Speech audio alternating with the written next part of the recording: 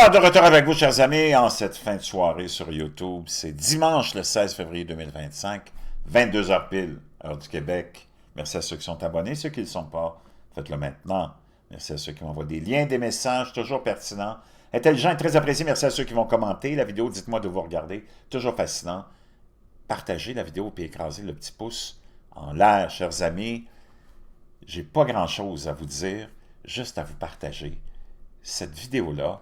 Surtout mes cousins français et amis européens. Ça s'adresse à vous surtout, mais à mes compatriotes québécois qui sont pas mes vrais compatriotes qui sont là solides et éclairés et renseignés, mais les autres qui sont un peu fêlés de la couille gauche, les gens qui se sont fait endoctriner, mentir pendant des décennies par notre complexe médiatique qui est le spécialiste du fake news et du mensonge. Je ne peux pas comprendre qu'on porte encore attention et qu'on écoute encore ces gens-là qui sont complètement pourris à l'os, comme diraient les jeunes, qui sont là à démoniser Donald Trump, qui sont là à démoniser Elon Musk, qui sont là à un millionnaire ou un milliardaire non élu. C'est parce que, OK, ben, Bill Gates, qui met son nez partout, c'est quoi? C'est un milliardaire non élu, puis pas pour les bonnes choses.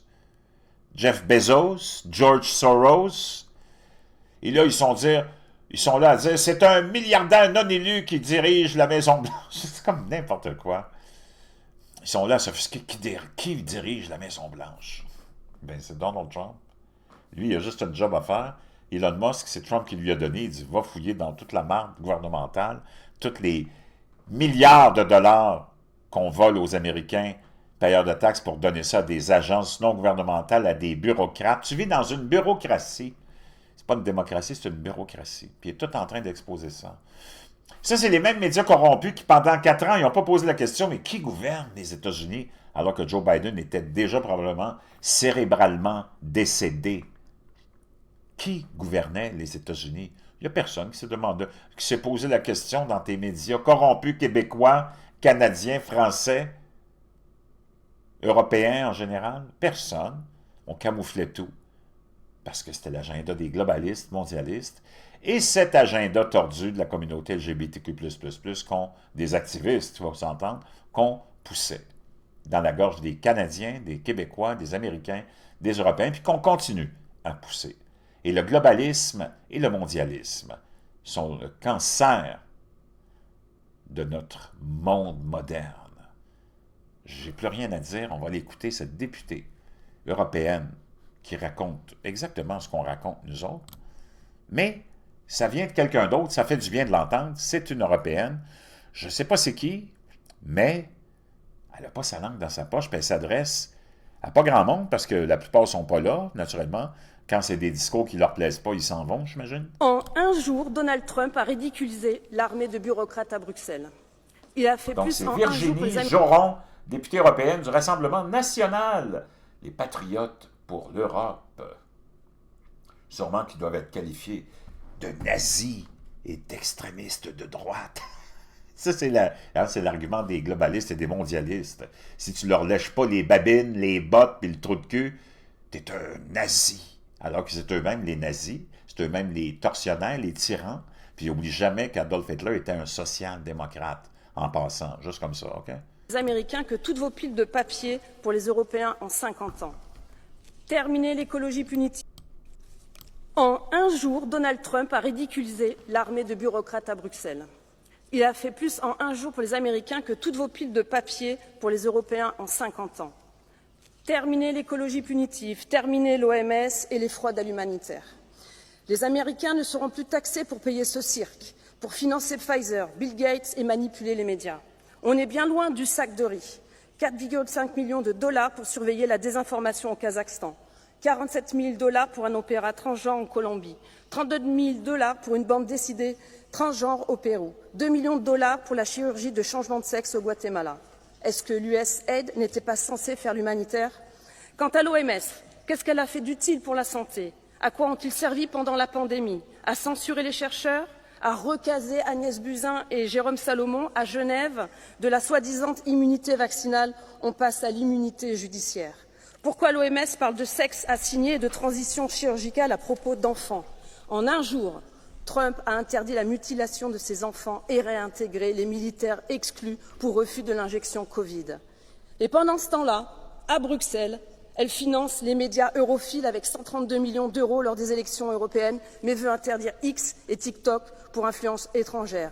La RTBF, que vous connaissez bien, Madame la Commissaire, a même contrôlé le discours de Trump. Alors, de qui vous moquez-vous?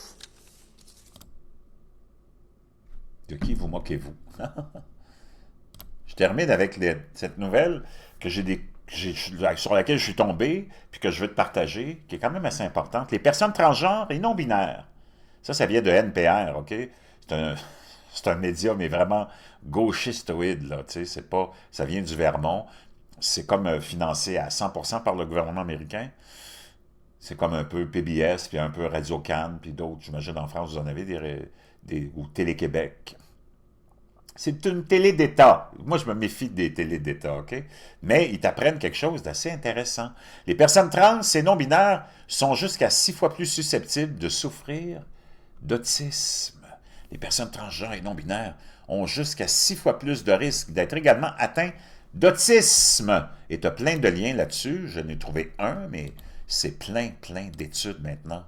La plus grande étude à ce jour confirme le chevauchement entre l'autisme et le mouvement transgenre.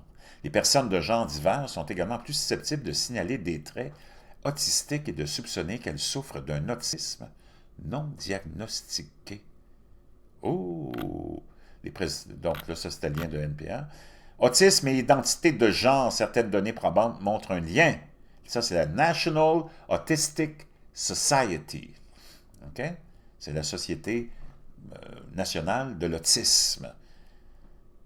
Certaines données probantes montrent un lien entre la dysphorie de genre et l'autisme. Oh. Et là, tu as Bobby Kennedy, parce qu'il ne faut pas que tu oublies que les cas d'autisme ont augmenté de peut-être 1 million de % depuis 30 ans.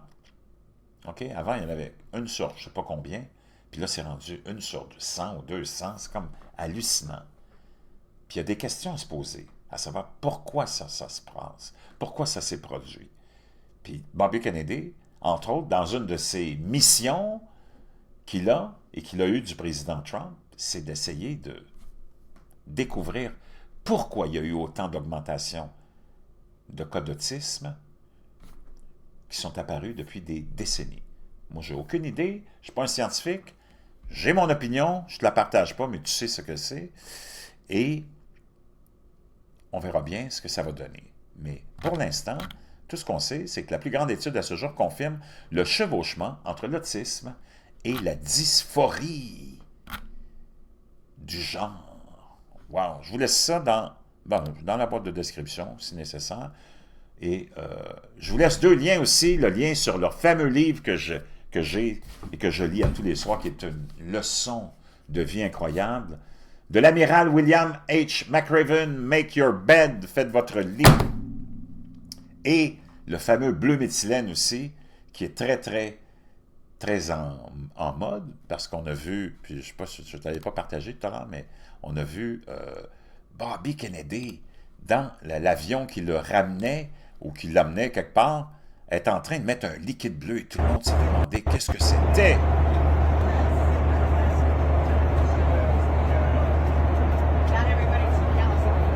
That's called methylene blue and it's a super supplement. It increases your cellular energy. Ça apparemment augmente la production d'énergie de tes cellules de 30%. Ça peut aider aussi à, pas guérir, mais gérer, la fatigue chronique, le brouillard cérébral et des dysfonctionnements du système immunitaire, entre autres, et plein d'autres choses, le vieillissement des cellules aussi.